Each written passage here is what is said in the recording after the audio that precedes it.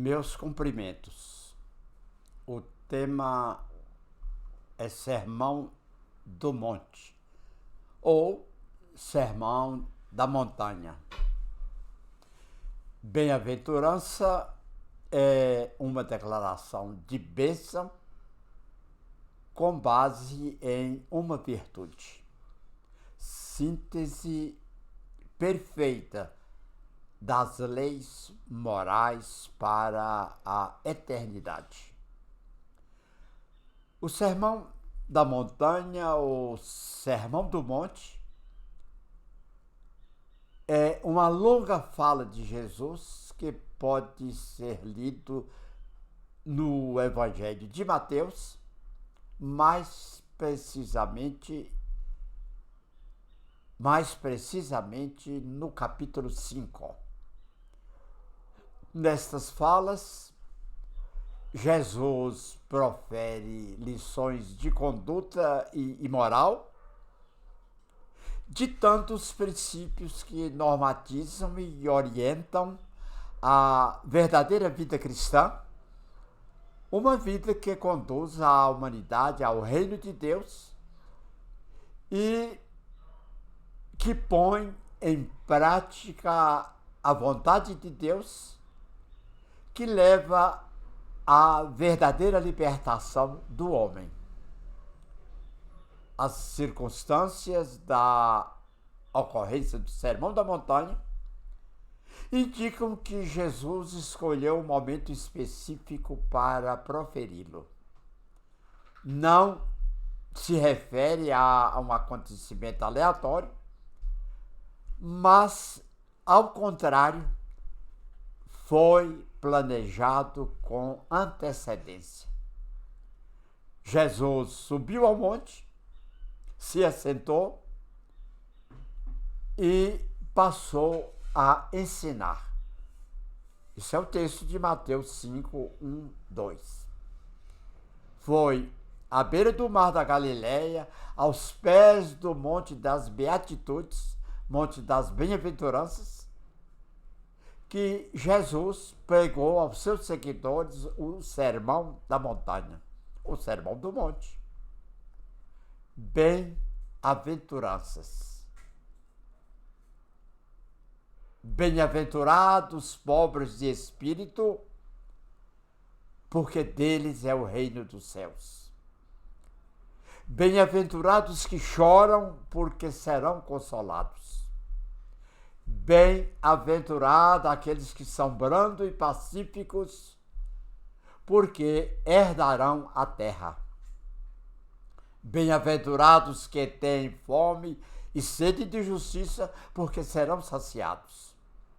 Bem-aventurados aqueles que são misericordiosos, porque alcançarão misericórdia.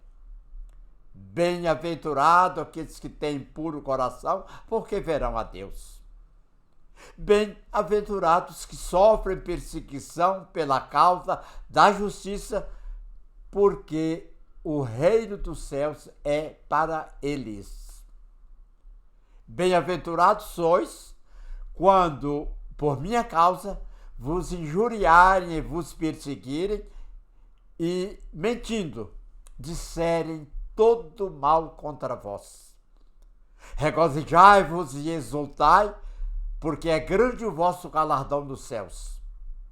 Pois assim perseguiram os profetas que viveram antes de vós. Reino dos céus, planos vibratórios elevados. Pobres pelo espírito, humildade e simplicidade.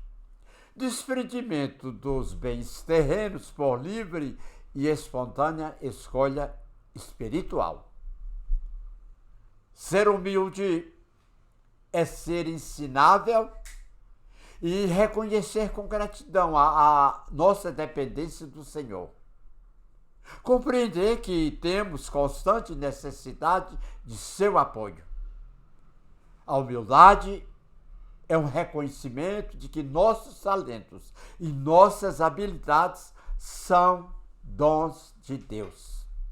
A dor é bênção depurativa, quitação de dívidas do nosso passado, o mais remoto possível, ou mesmo o passado desta vida atual. É o que os indianos chamam de registros akáshicos. A dor depura, a dor conserta, a dor dá a plenitude de luz a quem realmente tenha verdadeira fé. Grande cópia de espíritos que povoam a psicosfera e a crosta da Terra aqui estão em processo expiatório por inadequação às leis universais. Houve falta de obediência, inadequação, e as leis universais cobram. Os que já choram de arrependimento e lutam pela transformação moral passam a ser alvo de mais intensa assistência do plano superior, ou seja, do elevado mundo espiritual. Mansidão não significa passividade ou apatia, desistência de qualquer violência. E a violência é recurso dos fracos de espírito. Os animais e o homem descobrir em si as potências divinas, renúncia definitiva à violência física e mental. Quer dizer, renuncia de modo definitivo da violência física e mental. O manso é silenciosamente poderoso e os outros são ruidosamente fracos. Ter fome e sede de justiça implica um grande desejo de conhecer e fazer a vontade de Deus. Pacificar, mais do que restabelecer a paz alheia, estar em paz consigo mesmo. Fora disso, há apenas armistício precário. A verdadeira paz, dou-vos a minha paz, como disse Jesus, é vivenciar o Cristo. O homem intolerante não tolera nem a si mesmo. O esforço pela reforma íntima representa a luta pela pacificação do mundo íntimo. Cessadas as tormentas provocadas pela inveja, pelo ciúme, pelo ódio, passamos a dominar ou a herdar a terra íntima. Terra regenerada, habitação dos mansos. O espírito da força tem posse efêmera. A força do espírito, posse definitiva. O que é a justiça? Atitude justa e reta do homem para com Deus. Porque o justo sofre perseguição. A perseguição nem sempre decorre dos maus. Vós devíeis ser como eu, mas não o sois. E isso é vossa culpa. O homem pouco espiritualizado compara a sua espiritualidade à dos outros. O pigmeu e o gigante, o impuro e o puro. São bem-aventurados justamente por serem justos. É desses o reino dos céus, porque são puros.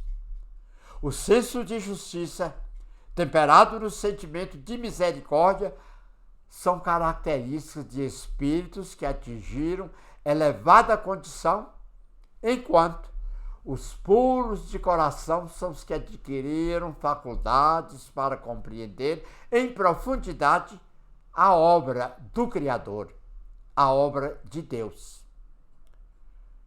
O homem tem sede e fome de ser fiel à justiça divina, de alinhar sua vontade pessoal à vontade de Deus.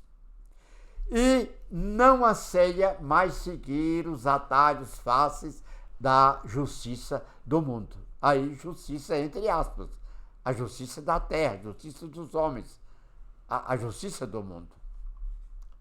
Ser misericordioso é compadecer-se da dor do semelhante, compreender as necessidades de seus semelhantes, saber perdoar.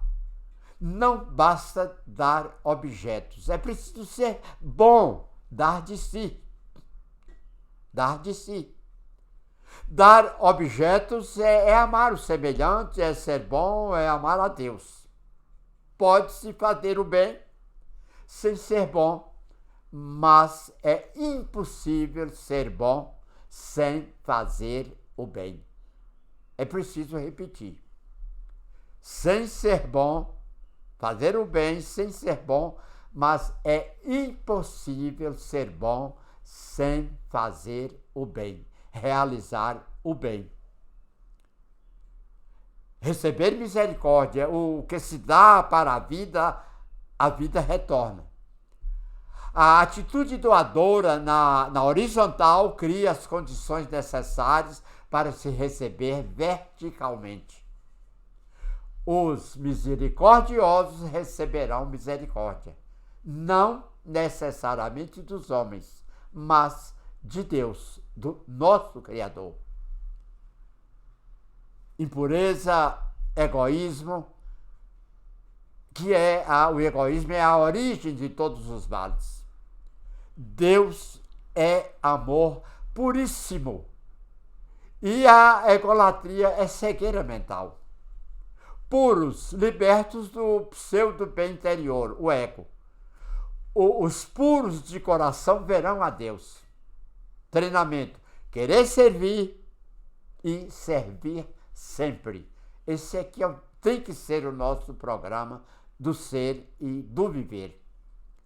Os puros de coração são aqueles que amam o Senhor, que buscam segui-lo e guardar seus mandamentos, que se esforçam por viver uma vida virtuosa e permanecem fiéis até o fim. Os puros de coração são aqueles que controlam seus pensamentos a fim de manter-se livres de fantasias e atos imorais. Sofrer perseguição por causa da justiça significa estar disposto a obedecer e defender Jesus e seus ensinamentos, mesmo quando zombarem de nós e nos maltratarem por fazer isso. Os espíritos plenamente identificados com as ordenações do Pai, quando em missão na terra, são invariavelmente perseguidos por sua fidelidade incondicional ao bem.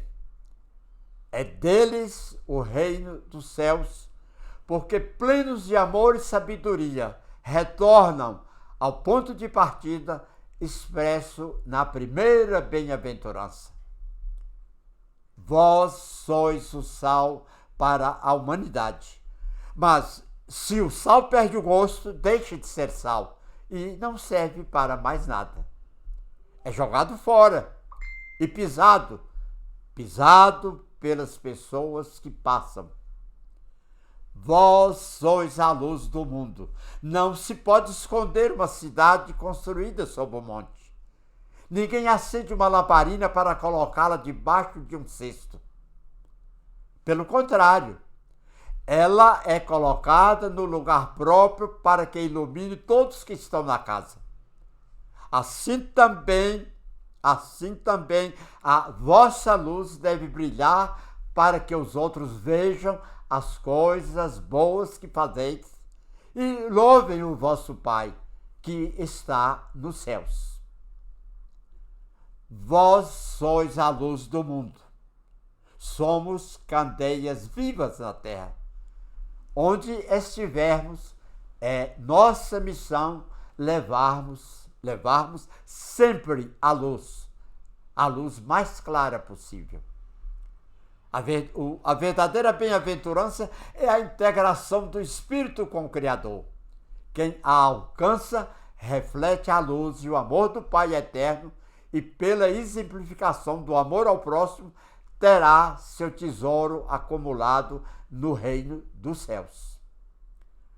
A doutrina espírita nos ensina que não estamos na Terra para a satisfação de nossos desejos, mas para aprender e progredir, e por isso mesmo, nas circunstâncias mais adversas que se nos apresentam, teremos multiplicadas razões para desfrutar de paz e alegria, apanágio constante dos que encontram as bem-aventuranças divinas em seu coração. Bem-aventurados os que sofrem, bem-aventurados os que creem de consciência e pleno coração.